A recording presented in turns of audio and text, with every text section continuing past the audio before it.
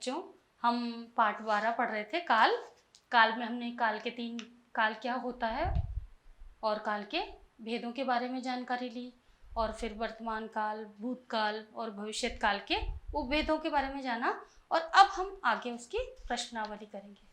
तो आप अपनी किताबें सब खोल लीजिए और प्रश्नावली की देखिए। पहला प्रश्न कि निम्नलिखित वाक्यों में प्रयुक्त क्रियाओं के नाम। काल बताइए। प्रश्नावली।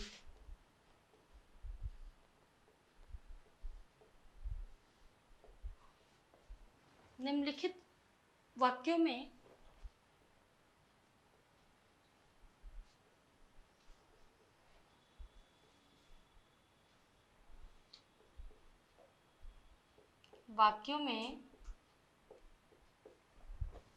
प्रयुक्त क्रियाओं के काल बताइए।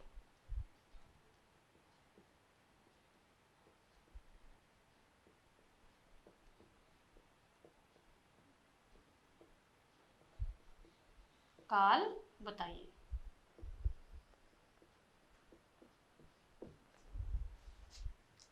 अब देखिए, इसमें काल हमें बताने हैं कि जैसे राकेश खेल रहा है, तो रहा, मैंने बताया आपको कि रहा रही किस में आता है कि हम ये काम कर रहे हैं, हम पढ़ रहे हैं, तो ये वर्तमान काल में आता है। तो आप इसमें लिख लीजिए वर्तमान काल। पहला आपका राकेश खेल रहा है, लिख लीजिए इसमें वर्तमान काल। पहला वर्तमान काल।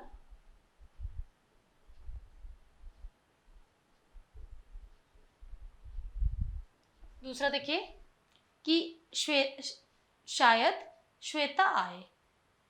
अब कोई पक्का नहीं है और शायद इसमें शब्द लगा हुआ है, इसलिए भविष्य काल। कौन सा भविष्य काल है ये? संभाव्य भविष्य काल।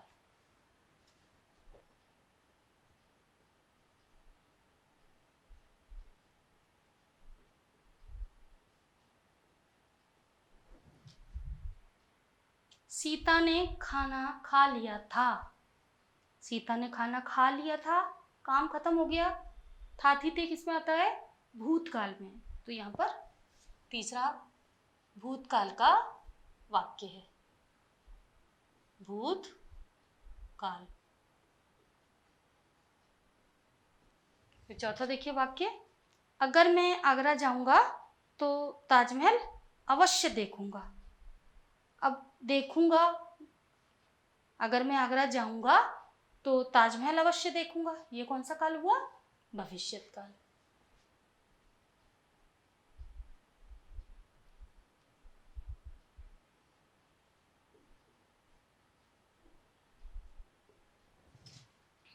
फिर देखिए, मोर नाच रहा है। अगला वाक्य है मोर नाच रहा है, ये भी वर्तमान काल है। और बालक मैदान में खेलते हैं। बालक मैदान में खेलते हैं, ये भी वर्तमान काल का ही रूप है। तो दोनों कौन से हैं? वर्तमान काल।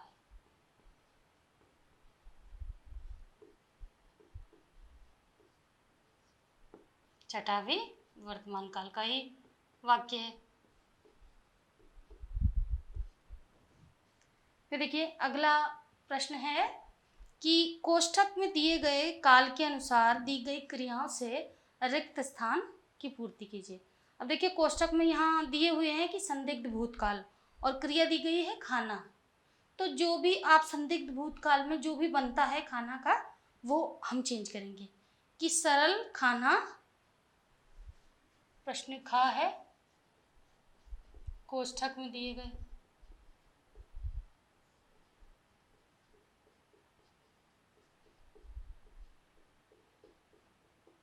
अब पहला इसमें है कि सरल खाना। अब संदिग्ध भूतकाल, तो संदिग्ध संदेह है, खा चुका होगा। खा चुका होगा, हमें कोई पता नहीं है पूरा। फिर दूसरा है कि संभव हो रोहन आना। अब आना का संभाव्य भविष्यत काल। संभव है, संभाव्य भविष्यत काल है कि संभव है रोहन आना का क्या हो जाएगा? आए। रोहन आए। फिर अगला देखिए, हरि ने पत्र, आसन्न भूतकाल, कार्य अभी भी जो समाप्त हो चुका हो। हरि ने पत्र लिखा है।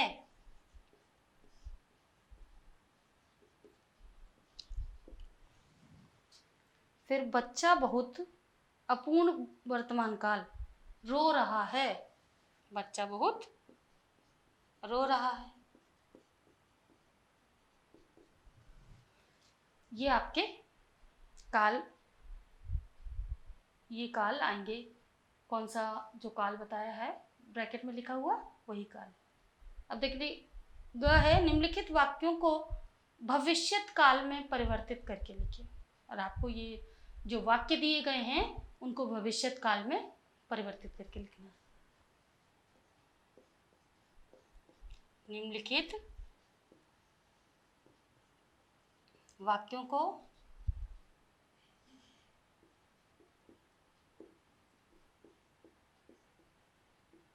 भविष्यत काल में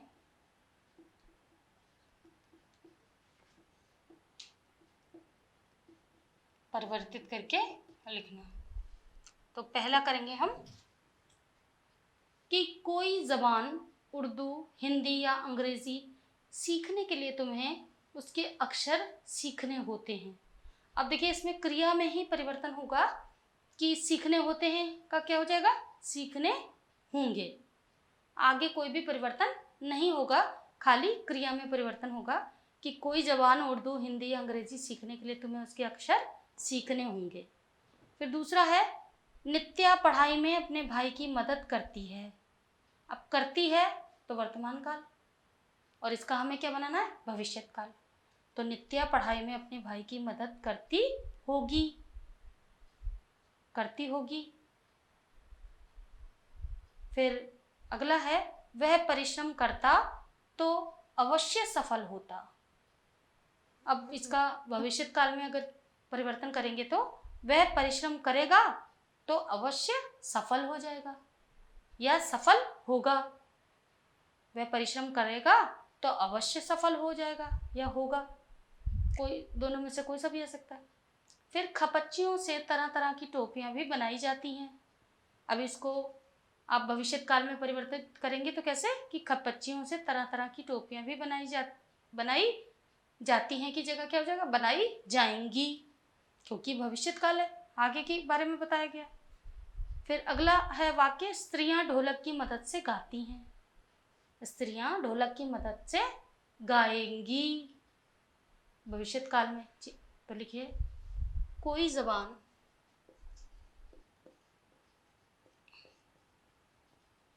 कोई जबान, उर्दू, हिंदी या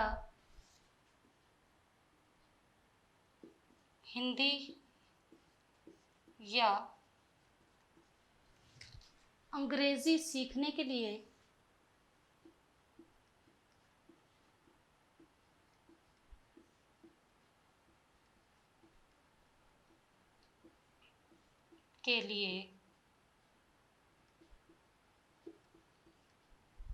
तुम्हें उसके अक्षर, तुम्हें उसके अक्षर सीखने होंगे। ये परिवर्तित हो गए। पहला वाक्य आपका परिवर्तित हो गया। दूसरा देखिए, नित्या पढ़ाई में अपने भाई की मदद करती है। नित्या पढ़ाई में अपने भाई की मदद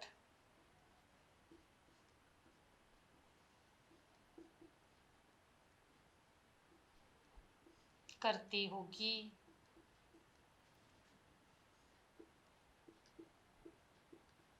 ठीक है, ये परिवर्तित हो गया आपका वाक्य। अगला वाक्य है कि वह परिश्रम करता तो अवश्य सफल होता। देखिए, वह परिश्रम करेगा तो अवश्य सफल होगा। अवश्य सफल होगा। ठीक है, ये तीसरा आपका वाक्य हो गया। ऐसे आप चेंज करके अपनी बुक में लिख लें। चौथा है, खपच्चियों से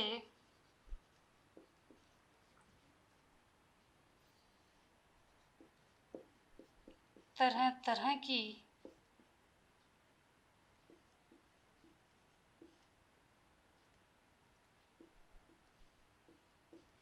खपच्चियों से तरह तरह की टोपियां भी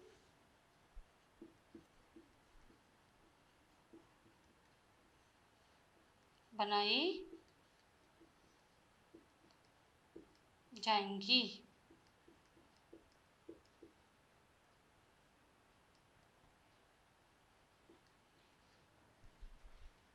टोपियां भी बनाई जाएंगी। और अगला है, स्त्रियां ढोलक की मदद से गाएंगी। स्त्रियां ढोलक की मदद से गाएंगी।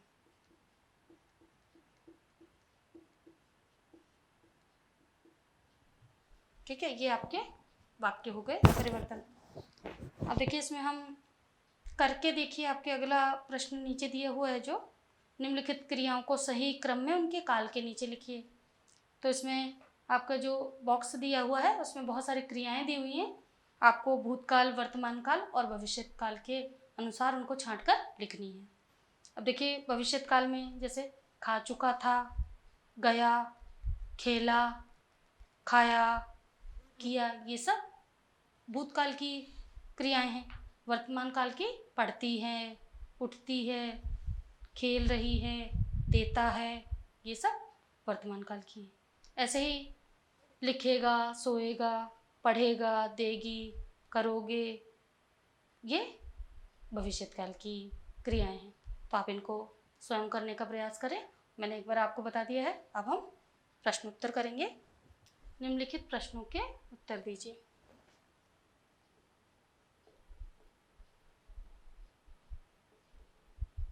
निम्नलिखित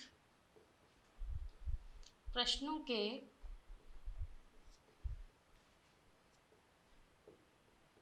उत्तर दीजिए। पहला प्रश्न है, देखिए, काल की परिभाषा बताइए।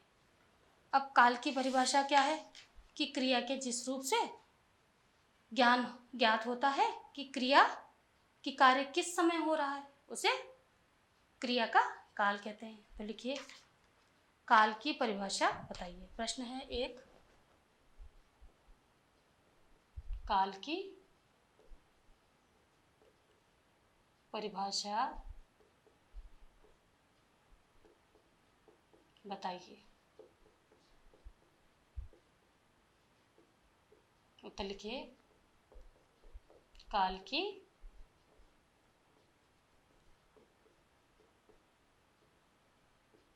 परिभाषा। इसको अच्छे से आप स्केच पेन से लिख सकते हो कि काल की परिभाषा। और सभी अपने प्रश्न उत्तर कॉपी में करेंगे। लिखिए, क्रिया के जिस रूप से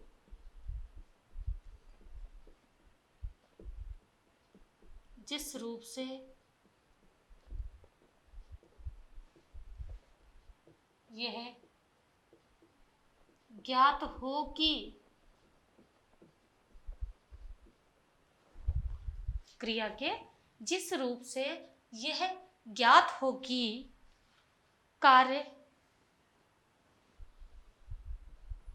किस समय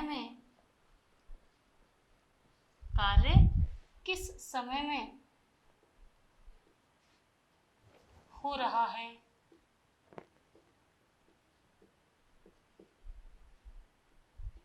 हो रहा है उसे क्रिया का काल कहते हैं। काल कहते हैं। ठीक है, ये आपका प्रश्न हो गया क्रिया काल की परिभाषा। दूसरा प्रश्न, जैसे इसमें उदाहरण आप लिख सकते हो, उदाहरण या जैसे करके लिख लेंगे, दोनों एक ही चीज़ है कि माँ ने खाना बनाया।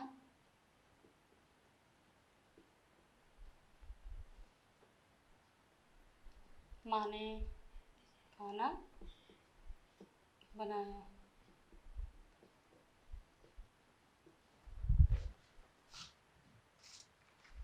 दूसरा प्रश्न लिखिए, काल कितने प्रकार के होते हैं?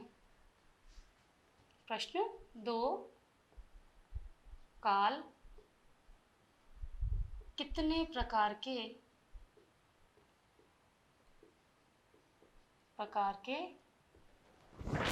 होते हैं? देखिए उत्तर। अब काल कितने प्रकार के होते हैं? हमने पढ़े काल के 3 भेद होते हैं। नंबर 1 भूतकाल, नंबर 2 वर्तमान काल और नंबर 3 भविष्यत काल। तो लिखिए, काल के 3 भेद होते हैं।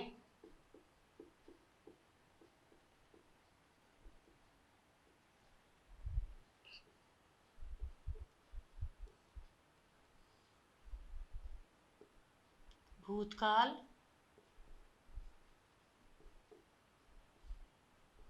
नंबर 2 वर्तमान काल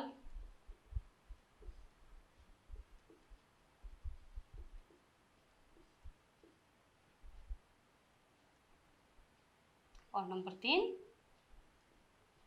भविष्यत काल। भविष्यत काल लिख लिया। अब प्रश्नों में आगे बढ़ेंगे कि वर्तमान काल की परिभाषा लिखिए। अगला प्रश्न है, वर्तमान काल की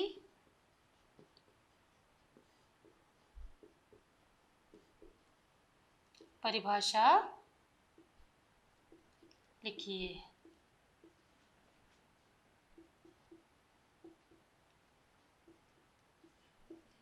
उत्तर लिखेंगे, सबसे पहले ऐसे हेडिंग डालने, वर्तमान काल।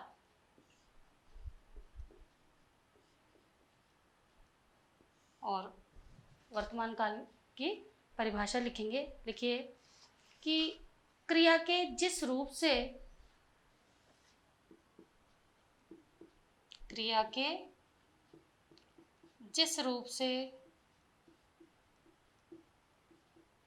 चल रहे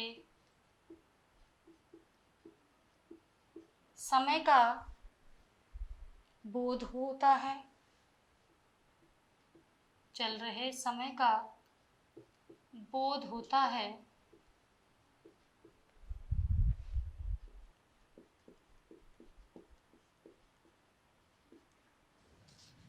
क्रिया के जिस रूप से चल रहे समय का बोध होता है उसे वर्तमान काल कहते हैं। उसे वर्तमान काल कहते हैं।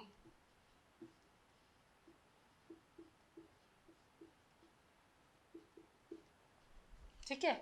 अब देखिए, कोई भी चीज़ आप लिखते हो तो बिना उदाहरण के तो हम लिख नहीं सकते, इसलिए हर एक परिभाषा का उदाहरण हमें ज़रूर देना होता है। ये व्याकरण का नियम है, क्योंकि उदाहरण के बिना तो आप भी कोई चीज़ नहीं समझते हो, इसलिए इसका उदाहरण जरूर देंगे। एक उदाहरण लिखिए इसमें कि मैं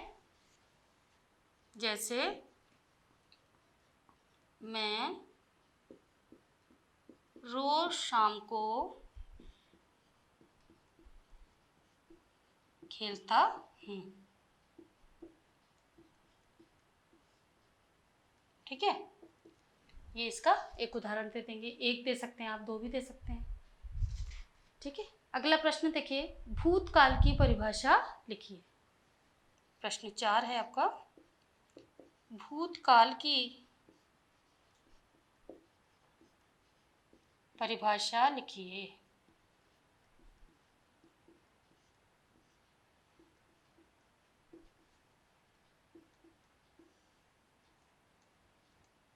उत्तर डालेंगे और सबसे पहले हेडिंग डालेंगे भूतकाल।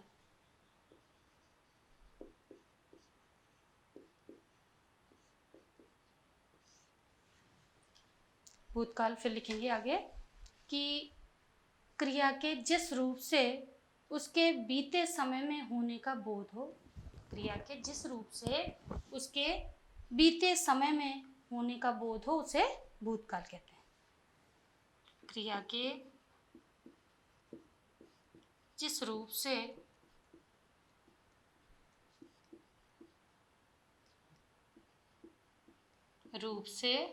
उसके बीते समय में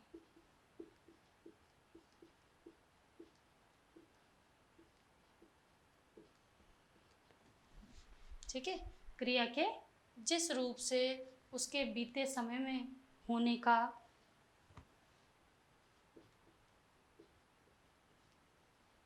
बोध हो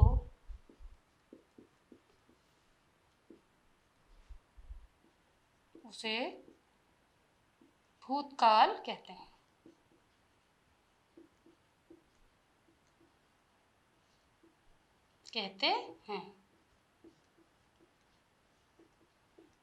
अब इसमें भी आप एक उदाहरण देंगे भूतकाल का, जैसे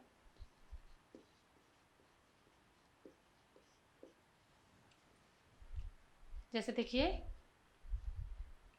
माँ ने अभी अभी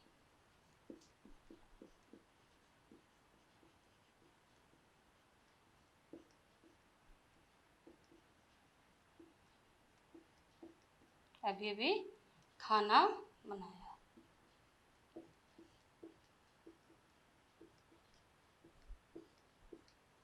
या माँ ने खाना बनाया, ये भी लिख सकते हो। तो देखिए, इसमें भविष्यत काल की परिभाषा लिखिए। भविष्यत काल की परिभाषा लिखिए। अगला प्रश्न लिखेंगे, प्रश्न 5 है, भविष्यत काल की परिभाषा लिखिए।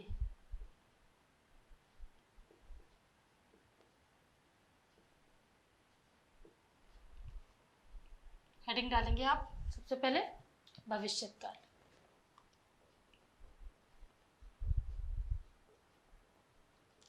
भविष्यत काल, उसके अंतर्गत लिखेंगे कि जिस क्रिया के जिस रूप से यह बोध हो कि कार्य आने वाले समय में होगा उसे भविष्यत काल कहते हैं। देखिए, क्रिया के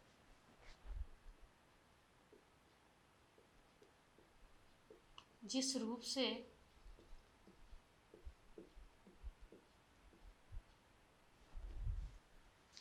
से यह बोध हो, क्रिया के जिस रूप से यह बोध हो कि कार्य आने वाले समय में होगा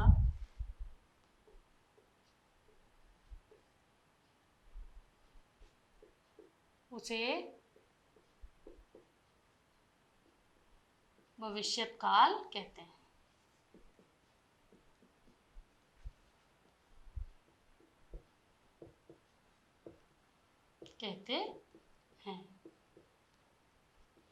भविष्यत काल का उदाहरण कि पिताजी कल मेरठ जाएंगे।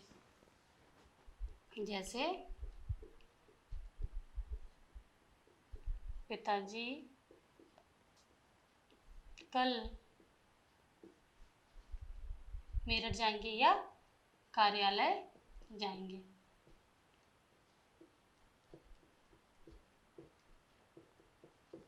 ये आपका प्रश्न का उत्तर हो गया। भविष्यकाल क्रिया के जिस रूप से ये बोध हो कि कार्य आने वाले समय में होगा उसे भविष्यकाल कहते हैं। ठीक है, अब देखिए छठा प्रश्न है कि भविष्यकाल और वर्तमान काल में अंतर स्पष्ट कीजिए। लिखिए प्रश्न 6। भविष्यकाल और वर्तमान काल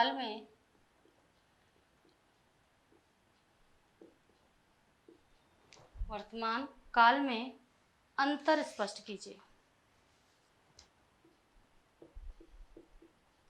अंतर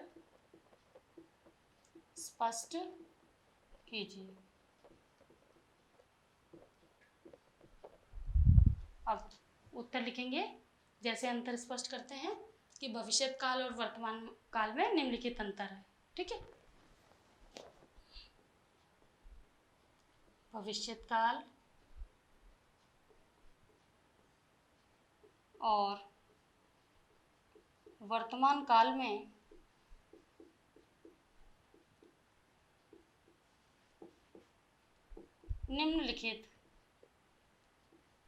निम्न अंतर है। लिखेंगे एक तरफ इसमें भविष्यत काल लिखेंगे और दूसरी तरफ वर्तमान काल। भविष्यत काल और इसके नीचे अंडरलाइन कर देंगे, ऐसे लाइन खींच के इधर वर्तमान काल।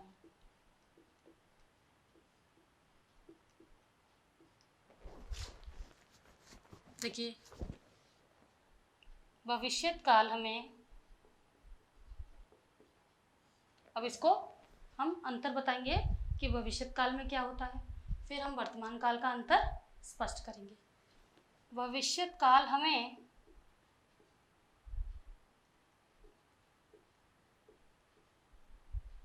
आने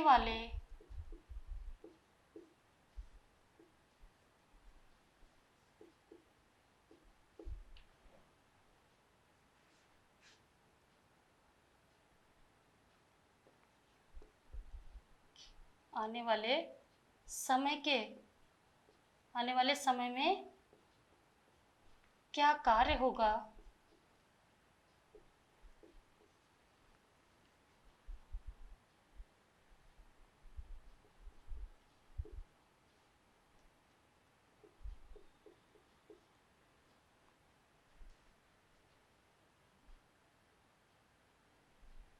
कि किए गए आने वाले समय में किए गए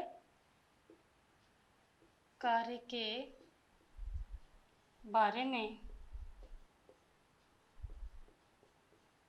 बताता है।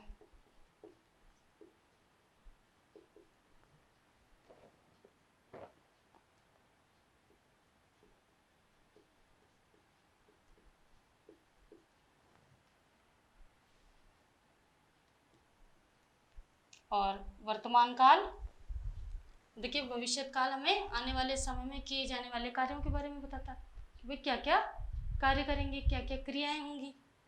और वर्तमान काल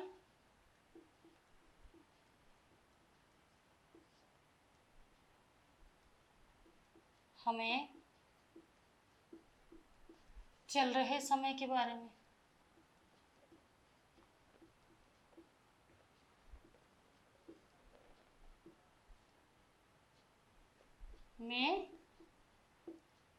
होने वाले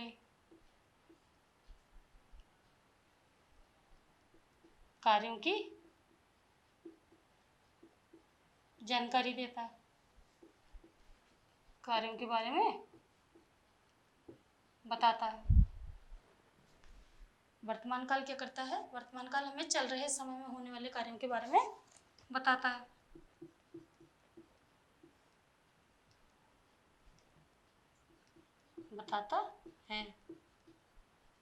अब जैसे उदाहरण देखिए इसमें जैसे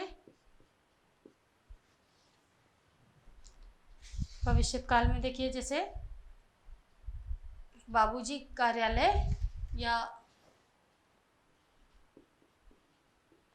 बाबूजी कार्यालय जाएंगे,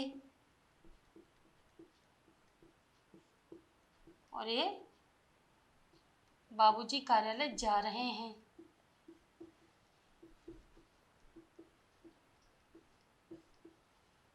कार्यालय